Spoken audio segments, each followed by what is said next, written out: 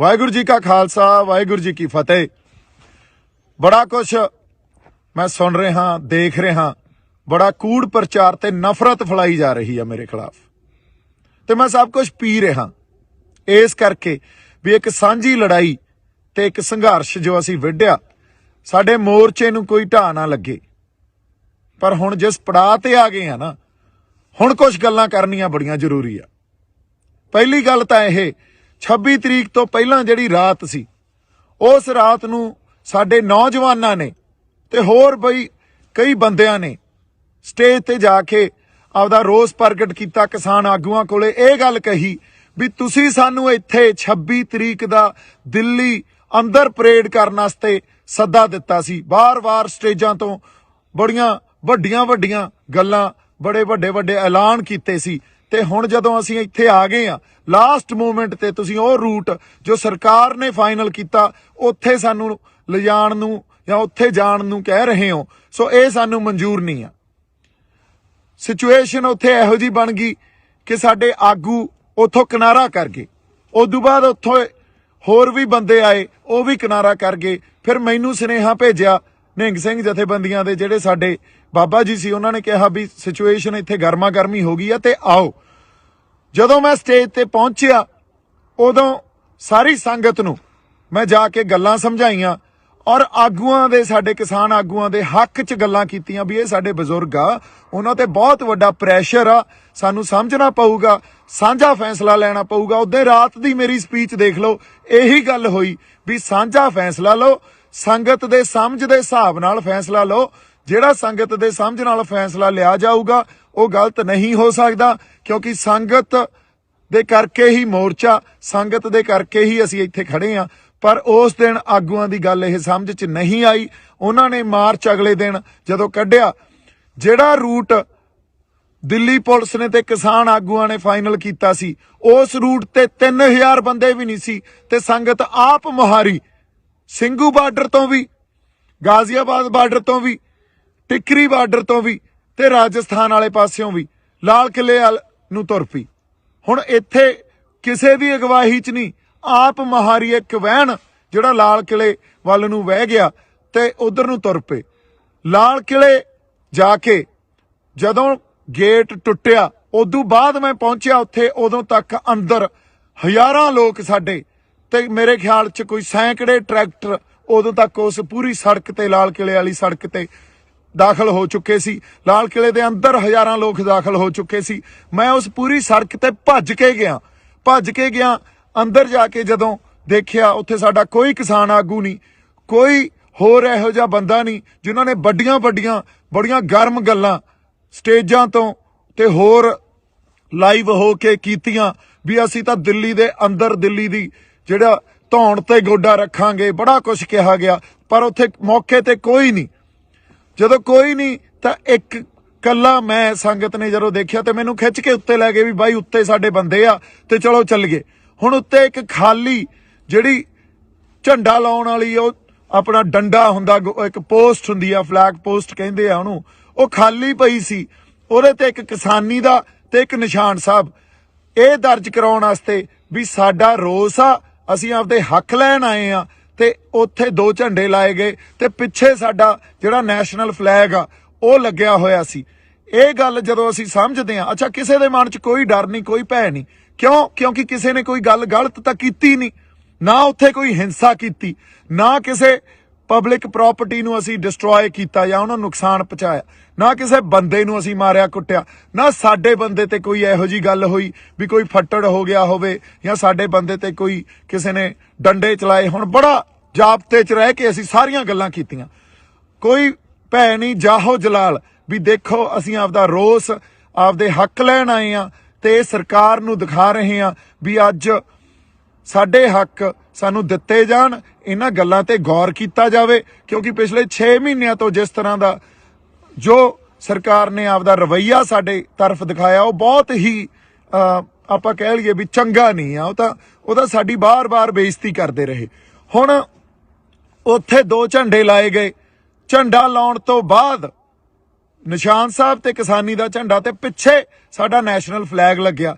ਇਹ ਜਿਹੜੀ ਇਹ ਡਾਇਵਰਸਿਟੀ ਆ, ਜਿਹਨੂੰ ਅਸੀਂ ਡਾਇਵਰਸਿਟੀ ਕਹਿੰਦੇ ਆ, ਇਹਨੂੰ ਸਾਨੂੰ ਸਮਝਣਾ ਚਾਹੀਦਾ। ਇੱਕ ਪਾਸੇ ਸਾਡਾ ਨੈਸ਼ਨਲ ਫਲੈਗ ਆ, ਦੂਜੇ ਪਾਸੇ ਨਿਸ਼ਾਨ ਸਾਹਿਬ ਆ, ਤੀਜੇ ਪਾਸੇ ਸਾਡਾ ਜਿਹੜਾ ਕਿਸਾਨੀ ਦਾ ਝੰਡਾ, ਤੇ ਇਹਨਾਂ ਤਿੰਨਾਂ ਝੰਡਿਆਂ ਦੇ ਅਧੀਨ ਨਿਸ਼ਾਨ ਸਾਹਿਬ ਦੀ ਅਗਵਾਈ 'ਚ ਤੇ ਸਾਡਾ ਨੈਸ਼ਨਲ ਫਲੈਗ, ਉਦੋਂ ਬਾਅਦ ਕਿਸਾਨੀ ਦਾ ਝੰਡਾ, ਇਹਨਾਂ ਤਿੰਨਾਂ ਦੀ ਅਗਵਾਈ 'ਚ ਇਹ ਜਿਹੜਾ ਕਿਸਾਨੀ ਸੰਘਰਸ਼ ਲੜਿਆ ਜਾ ਰਿਹਾ। ਕੋਈ ਉੱਥੇ ਤੁਸੀਂ ਦੇਖੋ ਮੈਦਾਨ 'ਚ ਵੀ ਲਾਲ ਕਿਲੇ ਦੇ, ਕੋਈ ਉੱਥੇ ਨਿਸ਼ਾਨ ਸਾਹਿਬ ਚੱਕੀ ਫਿਰਦਾ, ਕੋਈ ਉੱਥੇ ਆਪਦਾ ਕਿਸਾਨੀ ਵਾਲਾ ਝੰਡਾ ਚੱਕੀ ਫਿਰਦਾ, ਕੋਈ ਉੱਥੇ ਤਿਰੰਗਾ ਚੱਕੀ ਫਿਰਦਾ।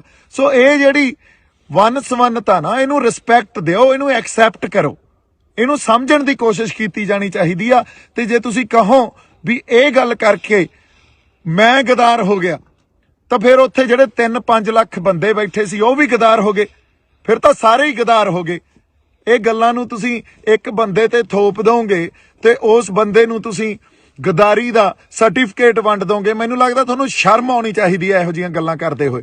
ਜੇ ਕਿਤੇ ਸਾਡੀ ਕਿਸਾਨ ਲੀਡਰਸ਼ਿਪ ਜਾਂ ਹਰ ਬੰਦਾ ਉੱਤੇ ਸਟੈਂਡ ਲੈ ਜਾਂਦਾ, ਖੜ ਜਾਂਦਾ, ਕਹਿੰਦਾ ਦੇਖੋ ਸਾਡੇ ਕਿਸਾਨਾਂ ਨੇ ਕੀ ਕਰ ਦਿਖਾਇਆ, ਤੇ ਜੇ ਇਹਨਾਂ ਕਿਸਾਨਾਂ ਦੇ ਹੱਕ ਨਾ ਦਿਓਗੇ ਇਹ ਕਿਸਾਨ ਕੁਝ ਵੀ ਕਰ ਸਕਦੇ ਆ, ਕਿੱਡਾ ਵੱਡਾ ਪ੍ਰੈਸ਼ਰ ਪੈਣਾ ਸੀ ਸਰਕਾਰ ਤੇ। ਪਰ ਨਹੀਂ, ਸਾਡੇ ਬੰਦਿਆਂ ਨੇ ਤਾਂ ਮੈਨੂੰ ਗਦਾਰੀ ਦਾ ਸਰਟੀਫਿਕੇਟ ਵੰਡਤਾ। ਹੁਣ ਤੁਸੀਂ ਇਹ ਗੱਲਾਂ ਨੂੰ ਜਦੋਂ ਸਮਝਦੇ ਹੀ ਨਹੀਂ ਹੋ, ਫਿਰ ਤੁਸੀਂ ਕਹਿ ਰਹੇ ਹੋ ਵੀ ਅਸੀਂ ਇੱਕ ਆ। ਕਿਹੜਾ ਇੱਕ ਆ? ਉਦੋਂ ਦਾ ਮੈਂ ਉਹਦੇ ਰਾਤ ਨੂੰ ਵੀ ਜਿਹੜੀ ਸਪੀਚ ਦਿੱਤੀ, ਲਾਈਵ ਸੈਸ਼ਨ ਵੀ ਕੀਤਾ, ਉਹਦੇ 'ਚ ਵੀ ਇਹੀ ਗੱਲ ਕੀਤੀ ਵੀ ਸਾਂਝੇ ਫੈਸਲੇ ਲਓ ਤੇ ਏਕਾ ਰੱਖੋ। ਸਾਂਝਾ ਫੈਸਲਾ ਲਓਗੇ, ਸੰਗਤ ਦੀ ਸਮਝ ਦੇ ਹਿਸਾਬ ਨਾਲ ਫੈਸਲਾ ਲਓਗੇ, ਉਹ ਫੈਸਲਾ ਠੀਕ ਹੀ ਠੀਕ ਆ। ਪਰ ਇਹ ਗੱਲ ਕਦੇ ਨਹੀਂ ਵਿਚਾਰੀ ਗਈ।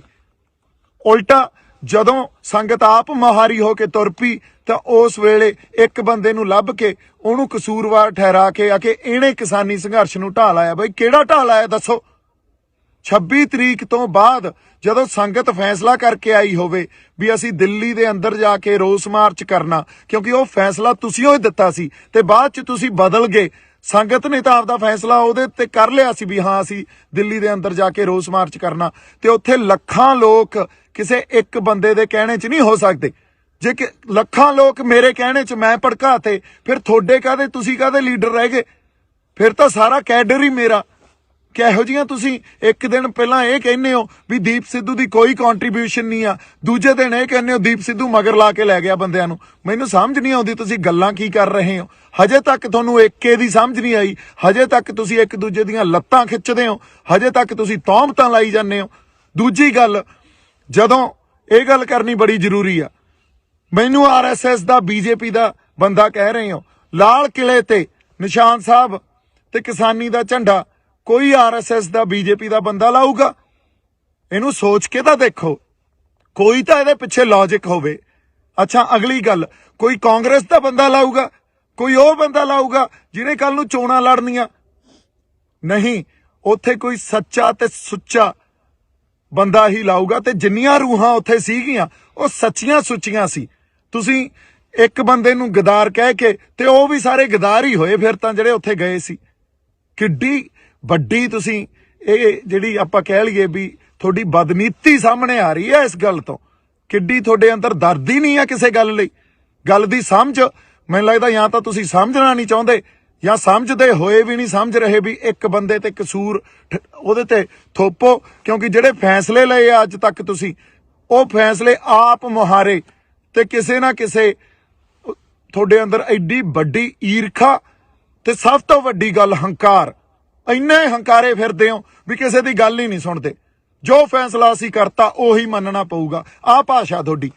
ਹੁਣ ਤੁਸੀਂ ਦੇਖੋ, ਇਹ ਭਾਸ਼ਾ ਨਾਲ, ਇਹ ਤਾਂ ਸਰਕਾਰ ਦੀ ਭਾਸ਼ਾ ਹੁੰਦੀ ਆ, ਫਿਰ ਤੁਹਾਡੇ ਤੇ ਸਰਕਾਰ 'ਚ ਤਾਂ ਕੋਈ ਫਰਕ ਹੀ ਨਹੀਂ ਰਹਿ ਗਿਆ। ਇਹੀ ਗੱਲਾਂ ਸਰਕਾਰ ਕਰਦੀ ਆ, ਇਹੀ ਤੁਸੀਂ ਕਰੀ ਜਾਂਦੇ ਹੋ। ਜੇ ਐਂ ਚੱਲਦਾ ਰਿਹਾ ਤਾਂ ਕੋਈ ਵੀ ਨੌਜਵਾਨ ਬੰਦਾ ਕੱਲ ਨੂੰ ਉੱਠ ਕੇ ਆਪਦੇ ਲੋਕਾਂ ਲਈ ਜਜ਼ਬਾਤਾਂ ਦੇ ਆਧਾਰ ਤੇ ਨਹੀਂ ਲੜੂਗਾ। ਕੋਈ ਨਹੀਂ ਆਊਗਾ। ਤੁਸੀਂ ਤਾਂ ਅਗਲੇ ਨੂੰ ਖੁੱਡੇ ਲੈਣ ਵਾੜ ਦਿੰਦੇ ਹੋ, ਤੁਸੀਂ ਤਾਂ ਗਦਾਰੀ ਦਾ ਸਰਟੀਫਿਕੇਟ ਵੰਡ ਦਿੰਦੇ ਹੋ। ਫਿਰ ਕਿਹਨੇ ਲੜਨਾ ਆ ਕੇ? ਫਿਰ ਸਾਰਾ ਸਿਸਟਮ ਜੋ ਸਰਕਾਰਾਂ ਚਲਾਉਂਦੀਆਂ ਉਵੇਂ ਹੀ ਚੱਲੂਗਾ, ਤੇ ਜਾਂ ਤੁਹਾਡੇ ਹੱਥਾਂ 'ਚ ਆ ਜਾਂਦਾ ਤੁਸੀਂ ਚਲਾਉਣੇ ਉਵੇਂ ਹੀ ਚੱਲੂਗਾ। ਇੱਥੇ ਤਾਂ ਪਰਿਵਾਰਵਾਦ ਹੀ ਰਹੂ, ਜਾਂ ਜਿਹੜੇ ਲੀਡਰ ਬਣਦੇ ਆ, ਜਿਹੜੇ ਬਣੇ ਹੋਏ ਆਲਰੇਡੀ, ਉਹਨਾਂ ਦੇ ਗਾਂ ਬੱਚੇ ਲੀਡਰ ਬਣ ਜਾਂਦੇ ਆ। ਇੱਥੋਂ ਕੋਈ ਸਾਡੇ ਵਰਗਿਆਂ 'ਚ ਉੱਠ ਕੇ ਤਾਂ ਆ ਕੇ ਅਸੀਂ ਲੀਡਰ ਬਣ ਤਾਂ ਆਏ ਵੀ ਨਹੀਂ, ਪਰ ਸੱਚੀਆਂ ਤੇ ਸੁੱਚੀਆਂ ਗੱਲਾਂ ਵੀ ਨਹੀਂ ਕਰ ਸਕਦੇ। ਤੁਸੀਂ ਇਹ ਗੱਲ ਨੂੰ ਸਟੈਂਡ ਤਾਂ ਕੀ ਲੈਣਾ ਸੀ? ਜੋ ਉਦੋਂ ਸਾਡੀ ਸੰਗਤ ਨੇ ਕਰ ਦਿਖਾਇਆ।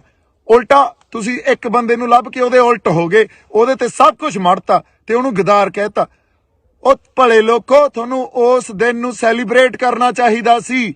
ਜੇ 26 ਨਵੰਬਰ ਨੂੰ ਅਸੀਂ ਜਦੋਂ ਬੈਰੀਕੇਡ ਭੰਨੇ ਸੀ ਸ਼ੰਭੂ ਬਾਰਡਰ ਤੋਂ ਚੱਲ ਕੇ, ਉਦੋਂ ਸਰਕਾਰ ਜਗਾਈ ਸੀ ਨਾ, ਤਾਂ 26 ਜਨਵਰੀ ਨੂੰ ਵੀ ਅਸੀਂ ਸਰਕਾਰ ਜਗਾਈ ਸੀ। ਅੰਨੀ ਤੇ ਬੋਲੀਆਂ ਸਰਕਾਰਾਂ ਨੂੰ ਤੇ ਉਹ ਸਾਰੀਆਂ ਨੈਸ਼ਨਲ ਜਿਹੜੀਆਂ ਸਾਡੀਆਂ ਪੋਲੀਟੀਕਲ ਪਾਰਟੀ ਆ ਜਾਂ ਪੋਲੀਟੀਕਲ ਕਲਾਸ ਸਾਰੀ ਜਿਹੜੀ ਬੈਠੀ ਆ, ਉਹਨਾਂ ਦੇ ਅੱਖਾਂ ਤੇ ਕੰਨ ਖੋਲੇ ਸੀ ਅਸੀਂ ਉੱਤੇ। ਤੁਹਾਨੂੰ ਇਹਨਾਂ ਗੱਲਾਂ ਦੀ ਸਮਝ ਹੀ ਨਹੀਂ ਆ। ਤੁਹਾਨੂੰ ਸਟੈਂਡ ਲੈਣਾ ਚਾਹੀਦਾ ਸੀ। ਦੀਪ ਸਿੱਧੂ ਨੇ ਕਿਸੇ ਮੋਰਚੇ ਨੂੰ ਢਾਹ ਨਹੀਂ ਲਾਈ ਆ। ਦੀਪ ਸਿੱਧੂ ਕਦੇ ਵੀ, ਹੁਣ ਵੀ ਸਿੰਘੂ ਦੇ ਕੋਲੇ ਹੀ ਖੜੇ ਆ, ਹਜੇ ਵੀ ਨਹੀਂ ਭੱਜੇ। ਤੁਸੀਂ ਇੱਕ ਹੋਰ ਗੱਲ ਕੀਤੀ ਆ ਕਿ ਦੀਪ ਸਿੱਧੂ ਮੋਟਰਸਾਈਕਲ ਲੈ ਕੇ ਭੱਜ ਗਿਆ।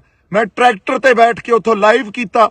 ਉਦੋਂ ਬਾਅਦ ਕੁਝ ਬੰਦੇ ਜਿਹੜੇ ਯੂਨੀਅਨ ਦੇ ਬੰਦੇ ਸੀ, ਫਿਰ ਕਿਸਾਨ ਯੂਨੀਅਨ ਦੇ, ਉਹਨਾਂ ਨੇ ਆ ਕੇ ਇਹ ਕਿਹਾ ਵੀ ਇਸ ਬੰਦੇ ਨੇ ਸਾਰੀ ਹਿੰਸਾ ਕੀਤੀ ਆ। ਕਿਹੜੀ ਹਿੰਸਾ ਕੀਤੀ ਆ? ਕੋਈ ਬੰਦਾ ਮਰਿਆ, ਕੋਈ ਫੱਟੜ ਹੋਇਆ? ਲਾਲ ਕਿਲੇ 'ਚ ਅਸੀਂ ਕਿਸੇ ਪ੍ਰਾਪਰਟੀ ਨੂੰ ਨੁਕਸਾਨ ਪਹੁੰਚਾਇਆ ਜਾਂ ਕਿਸੇ ਉੱਥੇ ਜਿਹੜੇ ਸਾਡੀ ਪੁਲਿਸ ਸੀ, ਜਿਹੜੀ ਦਿੱਲੀ ਪੁਲਿਸ ਸੀ, ਉਹਨੂੰ ਨੁਕਸਾਨ ਪਹੁੰਚਾਇਆ? ਉਲਟਾ ਪੁਲਿਸ ਦੇ ਨਾਲ ਲੱਗ ਕੇ ਜਦੋਂ ਝੰਡੇ ਉੱਤੇ ਵਿਰੋਧ ਅਸੀਂ ਕਰਨ ਲਈ ਲਾਤੇ, ਉਹ ਪੁਲਿਸ ਦੇ ਨਾਲ, ਉਹ ਪੁਲਿਸ ਵਾਲੇ ਸਾਨੂੰ ਆ ਕੇ ਕਹਿੰਦੇ ਯਾਰ ਤੁਹਾਡੇ ਵਰਗੇ ਬੰਦੇ ਨਹੀਂ ਦੇਖੇ, ਕਿਸੇ ਨੇ ਕੁਛ ਨੁਕਸਾਨ ਨਹੀਂ ਪਹੁੰਚਾਇਆ। ਤੇ ਪੁਲਿਸ ਨੇ ਨਾਲ ਲੱਗ ਕੇ ਇਹ ਕਿਹਾ ਵੀ ਚਲੋ ਠੀਕ ਆ, ਤੁਸੀਂ ਜੋ ਕਰਨਾ ਕਰ ਲਓ ਤੇ ਉਦੋਂ ਬਾਅਦ ਪਲੀਜ਼ ਇੱਥੋਂ ਚਲੇ ਜਾਇਓ। ਹੁਣ ਅਗਲੀ ਗੱਲ, ਮੋਟਰਸਾਈਕਲ ਲੈ ਕੇ ਭੱਜਿਆ। ਉਹ ਜਦੋਂ ਮੈਂ ਲਾਈਵ ਕੀਤਾ ਟਰੈਕਟਰ ਤੇ ਬਹਿ ਕੇ, ਕੁਝ ਬੰਦੇ ਕਿਸੇ ਖਾਸ ਕਿਸਾਨ ਯੂਨੀਅਨ ਦੇ ਜਿਹੜੇ ਸੀਗੇ, ਉਹਨਾਂ ਨੇ ਇਹ ਗੱਲ ਕਹੀ ਵੀ ਇਸ ਬੰਦੇ ਨੇ ਹਿੰਸਾ। ਕਿਹੜੀ ਹਿੰਸਾ ਭੜਕਾਈ ਆ? ਦੱਸੋ ਤਾਂ ਸਹੀ। ਕੋਈ ਬੰਦਾ ਮਰਿਆ ਹੋਵੇ, ਕਿਸੇ ਦੀਆਂ ਲੱਤਾਂ ਟੁੱਟੀਆਂ ਹੋਣ, ਕਿਸੇ ਦੇ ਮੋਢੇ, ਕਿਸੇ ਦੀਆਂ ਬਾਹਾਂ ਟੁੱਟੀਆਂ ਹੋਣ ਯਾਰ। ਸੋ ਐਨੀਵੇਜ਼ ਉਹਨਾਂ ਨੇ ਇਹ ਗੱਲ ਕੀਤੀ। ਹੋਰ 4-5 ਬੰਦੇ ਆ ਗਏ ਤੇ ਸਾਡੇ ਬੰਦਿਆਂ ਨੇ ਜਿਹੜੇ ਉੱਥੇ ਕੁਝ ਮੈਨੂੰ ਤਾਂ ਜਾਣਦੇ ਵੀ ਨਹੀਂ, ਮੈਂ ਤਾਂ ਇਕੱਲਾ ਫਿਰਦਾ ਸੀ। ਜਦੋਂ ਲਾਲ ਕਿਲੇ ਤੋਂ ਉਹ ਅਸੀਂ ਦੋਨੇ ਝੰਡੇ ਉੱਤੇ ਲਾ ਕੇ ਥੱਲੇ ਆਏ ਆ, ਲੋਕਾਂ ਨੇ ਹੱਥਾਂ ਤੇ ਚੱਕ ਲਿਆ। ਲੋਕਾਂ ਨੇ ਕਿਹਾ ਬਾਈ ਟਰੈਕਟਰ ਤੇ ਖੜਾ ਹੋ ਕੇ ਬੋਲ ਕੁਛ। ਉੱਥੋਂ ਵੀ ਟਰੈਕਟਰ ਤੇ ਖੜੇ ਹੋ ਕੇ ਮੈਂ ਇਹੀ ਗੱਲ ਕੀਤੀ ਵੀ ਸਾਡੇ ਆਗੂਆਂ ਨੂੰ, ਸਤਿਕਾਰਯੋਗ ਆਗੂਆਂ ਨੂੰ ਬੇਨਤੀ ਆ ਵੀ ਆ ਕੇ ਕੋਈ ਪ੍ਰੋਗਰਾਮ ਦੇਣ। ਜੇ ਇੱਥੇ ਬਹਿਣਾ ਕਿ ਵਾਪਸ ਜਾਣਾ ਸਾਨੂੰ ਦੱਸਣ। ਤੇ ਉਦੋਂ ਬਾਅਦ ਕਿਸੇ ਨੇ ਕੋਈ ਕੰਟੈਕਟ ਨਹੀਂ ਕੀਤਾ। ਬਾਈ ਜੀ ਜਿਹੜੇ RSS ਦੇ ਏਜੰਟ ਸੀ ਨਾ, ਉਹ ਤਾਂ ਬਾਹਰ ਸੀ, ਫਿਰ ਅੰਦਰ ਉੱਥੇ ਕੋਈ RSS ਦਾ ਏਜੰਟ ਨਹੀਂ ਸੀ। ਅੰਦਰ ਤਾਂ ਉਹ ਬੰਦਾ ਸੀ ਜੋ ਸੱਚੀ ਤੇ ਸੁੱਚੀ ਆਪਦੇ ਅੰਦਰ ਨੇਕ ਆਤਮਾ ਲੈ ਕੇ ਜਜ਼ਬਾਤਾਂ ਦੇ ਆਧਾਰ ਤੇ ਤੁਹਾਡੇ ਨਾਲ ਖੜਾ ਸੀ। ਉਹ ਤਾਂ ਸਾਰੇ ਏਜੰਟ ਤਾਂ ਬਾਹਰ ਸੀ, ਉੱਥੇ ਕੋਈ ਨਹੀਂ ਵੜਿਆ। ਉੱਥੇ ਤਾਂ ਸੰਗਤ ਗਈ ਆ। ਸੰਗਤ 'ਚ ਗੁਰੂ ਦਾ ਵਾਸ ਆ। ਜੇ ਗੁਰੂ 20 ਵਿਸਵੇ ਆ ਤਾਂ ਸੰਗਤ 21 ਵਿਸਵੇ ਆ।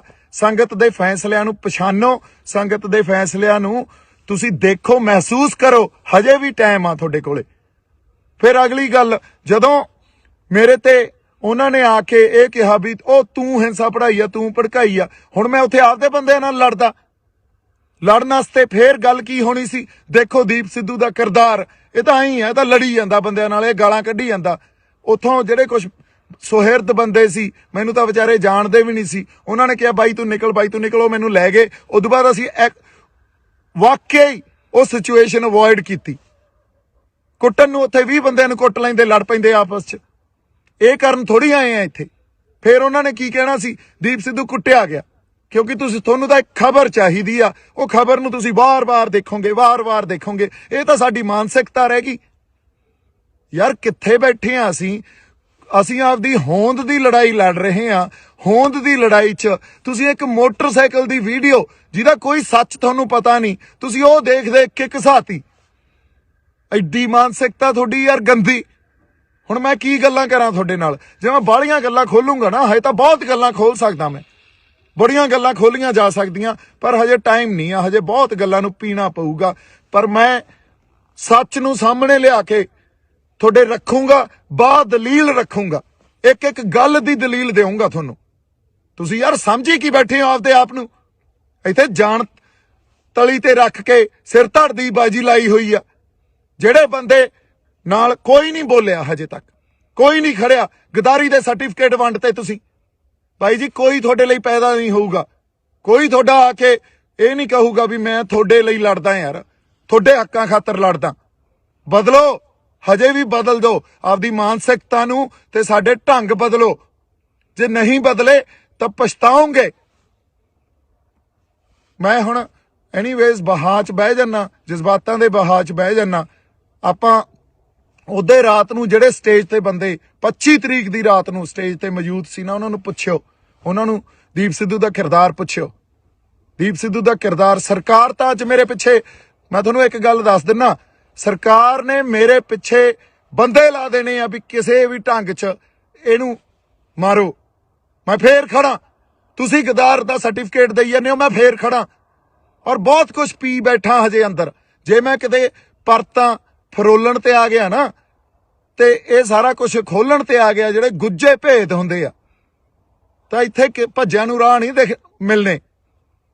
ਹੁਣ ਇੱਕ ਹੋਰ ਗੱਲ, ਇਹ ਗੱਲ ਮੈਂ ਡਾਇਲੌਗ 'ਚ ਨਹੀਂ ਬੋਲੀ ਸੀ, ਇਹ ਗੱਲ ਯਾਦ ਰੱਖਿਓ। ਭੱਜਣ ਵਾਲੇ ਨੂੰ ਧਰਤੀ ਚਾਹੀਦੀ ਹੁੰਦੀ ਆ ਤੇ ਉੱਡਣ ਵਾਲੇ ਨੂੰ ਅਸਮਾਨ। ਤੇ ਮੈਨੂੰ ਇਹ ਦੋਵੇਂ ਚਾਹੀਦੇ ਆ। ਹੁਣ ਇਹ ਜਿੱਥੇ ਵੀ ਮਿਲਣਗੇ, ਜਿਵੇਂ ਵੀ ਮਿਲਣਗੇ, ਮੈਂ ਛੱਡਣੇ ਨਹੀਂ ਆ। ਯਾਦ ਰੱਖਿਓ ਇਹ ਗੱਲ। ਐਨੀਵੇਜ਼, ਜਜ਼ਬਾਤੀ ਬੰਦਾ ਮੈਂ। ਕਰਾਂਗੇ ਗੱਲ, ਆਪਾਂ ਹੋਰ ਗੱਲਾਂ ਕਰਾਂਗੇ। ਤੁਸੀਂ ਏਕਾ ਬਣਾਈ ਰੱਖੋ। ਅਸੀਂ ਹੁਣ ਵੀ, ਸਾਡਾ ਸਾਂਝਾ ਮਕਸਦ ਆ, ਅਸੀਂ ਜਿੱਤਣਾ, ਇਸ ਮੋਰਚੇ ਨੂੰ ਜਿੱਤਣਾ। ਏਕਾ ਬਣਾਈ ਰੱਖੋ। ਹਜੇ ਬੜਾ ਕੁਝ ਪੀਣਾ ਪਊਗਾ, ਪੀ ਰਹੇ ਆ। ਟਾਈਮ ਆਊਗਾ ਜਦੋਂ ਸਾਰੀਆਂ ਗੱਲਾਂ ਕੀਤੀਆਂ ਜਾਣਗੀਆਂ। ਜੇ ਕਿਤੇ ਹੁਣ ਵੀ ਸਟੈਂਡ ਲੈ ਲੈਣ ਤੇ ਉਸ ਮੂਵਮੈਂਟ ਨੂੰ ਇੰਜੋਏ ਕਰਨ, ਜਿਹੜੀ ਇੱਕ ਇਤਿਹਾਸਿਕ ਪਲ ਸੀ ਉਹ, ਜਦੋਂ ਸਾਡੇ ਉੱਥੇ 2 ਨਿਸ਼ਾਨ ਸਾਹਿਬ ਤੇ ਕਿਸਾਨੀ ਦਾ ਝੰਡਾ ਅਸੀਂ ਲਾ ਕੇ ਸਰਕਾਰ ਤੱਕ ਆਪਦੀ ਆਵਾਜ਼ ਸਿੰਬੋਲਿਕਲੀ ਇਹ ਗੱਲ ਦੱਸੀ ਸੀ ਵੀ ਸਾਡੇ ਰੋਸ ਨੂੰ ਤੁਸੀਂ ਦੇਖੋ, ਮਹਿਸੂਸ ਕਰੋ, ਅਸੀਂ ਆਪਦੇ ਹੱਕ ਲੈਣ ਆਏ ਆ। ਆਪਦੀ ਹੋਂਦ ਦੀ ਲੜਾਈ ਲੜੀ ਜਾਂਦੇ ਆ। ਲੱਤਾਂ ਨਾ ਖਿੱਚੋ, ਤੌਮਤਾਂ ਨਾ ਲਾਓ। ਬਹੁਤ ਸਾਰਾ ਪਿਆਰ ਤੇ ਸਤਿਕਾਰ। ਜਿਉਂਦੇ ਵਸਦੇ ਰਹੋ। ਵਾਹਿਗੁਰੂ ਜੀ ਕਾ ਖਾਲਸਾ, ਵਾਹਿਗੁਰੂ ਜੀ ਕੀ ਫਤਿਹ।